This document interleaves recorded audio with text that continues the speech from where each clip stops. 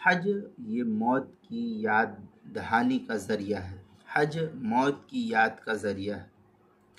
चुनांचे सफ़र हज दरअसल इंसान को सफ़र आखिरत की आम तौर पर याद दिला देता है, लेकिन ये है उन्हीं के लिए याद दिलाने वाला जो अल्लाह उसके रसूल पर ईमान रखता है। तमाम घर बार और माल जायदाद सब कुछ छोड़ कर के हाजी इहराम बांध करके जब रवाना होता है घर से, तो उसे याद करना चाहिए कि एक दिन दुनिया को भी इसी तरीके से हमको अब छोड़ करके जाना है, जिस तरीके से आज हम छोड़ करके यहाँ से दूसरे मुल्क की तरफ सफ़र कर रहे हैं।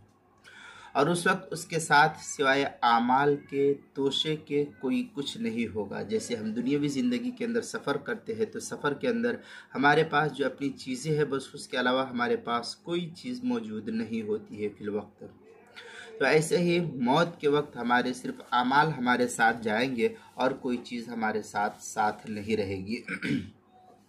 फिर जब वो लब्बैक कह कर के वो लब्बैक पढ़ता हुआ दीवाना वार आज़िमीन हरम होता है और हर चहार जानिब से लब्बैक लब्बैक की सदाएं सुनाई जाती है, तो ये मैदान महशर की तरफ लोगों के दौड़ने की याद को दिलाता है कि मैदान महशर में भी इसी तरीके से लोग दौड़ते हुए रहेंगे अल्लाह की तरफ। और मैदान अरफात का इज्तिमा मैदान महशर की एक दुनियावी ज़िंदगी के अंदर मिसाल दी गई है कि मैदान अरफात का इज्तिमा ये मैदान महशर की एक नज़ीर है खुली हुई।